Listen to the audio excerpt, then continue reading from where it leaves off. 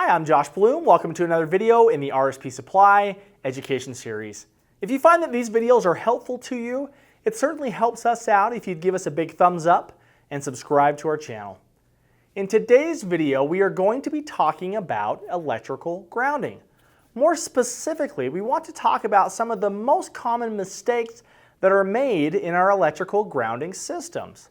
The main reason for grounding in electrical systems is safety. It is common to see electrical equipment comprised of some form of metallic housing that can potentially become energized due to many different factors.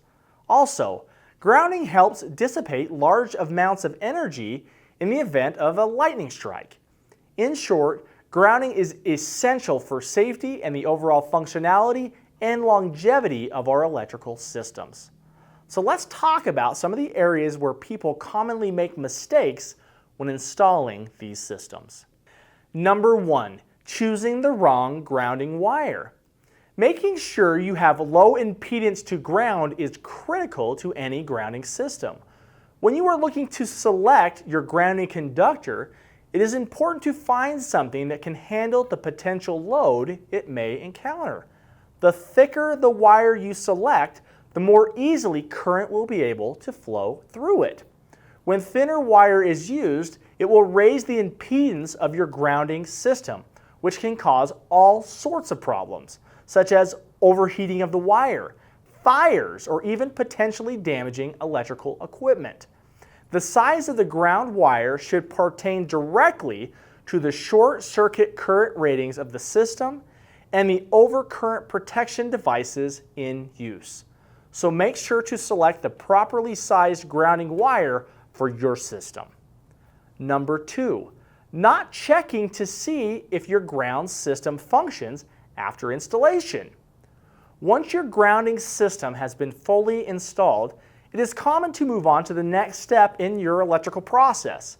This is a mistake because you have failed to make sure that the grounding system was installed correctly. There are several things that can be done to make sure your system functions properly. A few common tests are making sure your grounding system has been bonded properly. This can simply be done with a multimeter. Make sure that your grounding system is tied to your main system neutral at one point in your system only, if it is applicable to your system. Another is to make sure that the resistance that your system is reading to earth ground is no more than 25 ohms, which is mandated by the NEC.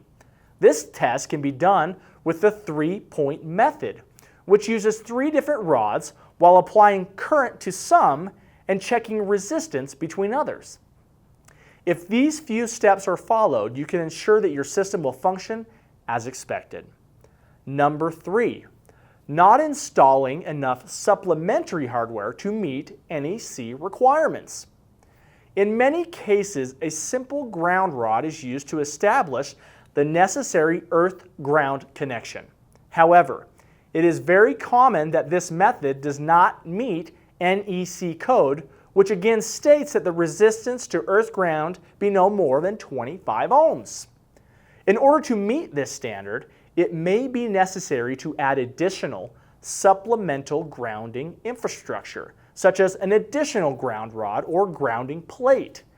Any additional hardware that is added needs to be properly bonded and spaced in order to meet the desired results and NEC code. By taking time to test your system and adding supplementary hardware, you should be able to meet code without any issues. Number 4, improper connection of grounding conductors to electrical devices. When installing any electrical device, it can be easy to overlook the grounding aspects that may be involved with this install. This is because in many cases, the device can function even when no grounding or when improper grounding is in place. However, when this situation occurs, it is possible for your electrical device to build up an electrical charge.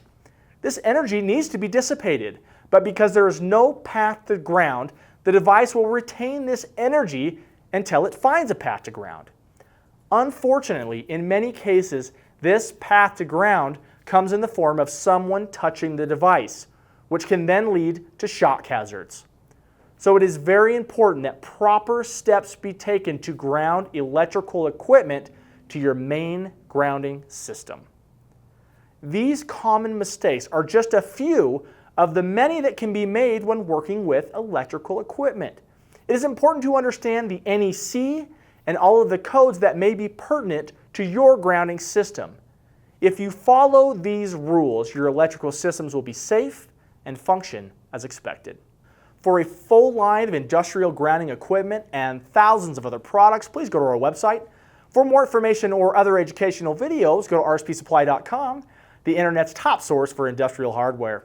Also, don't forget, like and subscribe.